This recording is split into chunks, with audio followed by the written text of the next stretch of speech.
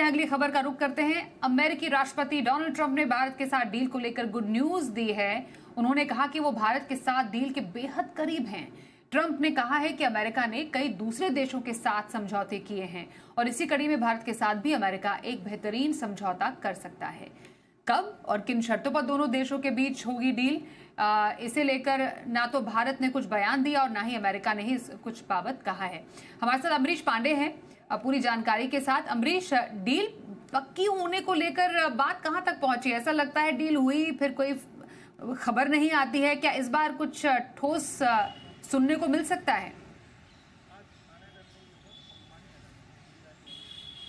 देखिए, अमेरिका के साथ डील या नो डील, इस पर लगातार पशुपेश जारी है, क्योंकि ट्रंप लगातार ये कहते हैं कि हम भारत के साथ डील करने जा रहे हैं, जल्द ये डील साइन करेंगे। लेकिन जिन शर्तों पे, जिन चैप्टर्स पे बातचीत हुई है, उन चैप्टर्स में से कई सारी चीज़ों पे लगातार उनकी तरफ से असहमतियां जताई जा रही हैं।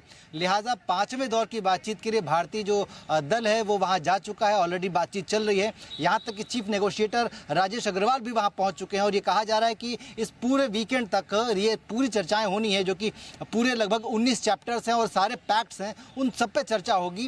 कोशिश की जा रही है कि सभी पैक्ट्स जो कि पहले ट्रांच में डिस्कस किए गए थे, यानी कि जितने भी गुड्स डिस्कस किए गए थे, उन सभी पे चर्चा हो जाए और कोशिश ये की जाएगी कि पहले ट्रांच के हर गुड के साथ एक समझौते पर आगे बढ़े और इस समझौते की घोषणा भी हो जाए। लेकिन क्योंकि ट्रंप एडमिनिस्ट्रेशन लगातार चीज़ों को लेकर रिजिड है, कुछ चीज़ें ऐसी हैं जिसको लेकर वो कह रहे हैं कि उसमें भारतीय बाजार में हमको एंट्री चाहिए, जैसे कि GM क्रॉप्स हैं, डेयरी प्रोडक्ट्स हैं, इसको लेकर एक पेच फंस रहा है। एक बीच का रास्ता निकालने की कोशिश की जा रही है। जो चीफ नेगोशिएटर पहुंचे हैं, उनके तरफ से हमने जब कोशिश की जानने की, तो यही पक्ष था कि भारत ये कोशिश करेगा कि जहां तक हमारे हितों को कोई नुकसान नहीं हो रहा होगा, वहां तक हम अमेरिका को एंट्री दे सकते हैं। यानी कि भारत ने अपना रुख थोड़ा नरम किया है। साथ ही साथ अमेरिका भी कई सारी चीज़ों को लेकर जिस पर रिजिड था, जैसे कि स्टील, एल्युमिनियम के प्रोडक्ट्स, ऑटो और ऑटो कंपोनेंट्स, इन पर जो ड्यूटी लगाने की बात चल रही थी, उसको भी वो लोअर डाउन करने की बात कर रहा है। तो ऐसे में ये कहा जा रहा है कि दोनों देशों के लिए एक म्यूचुअल बेनिफिशियल डील पर जल्द ही कोई समझौता या सहमति बन सकती है।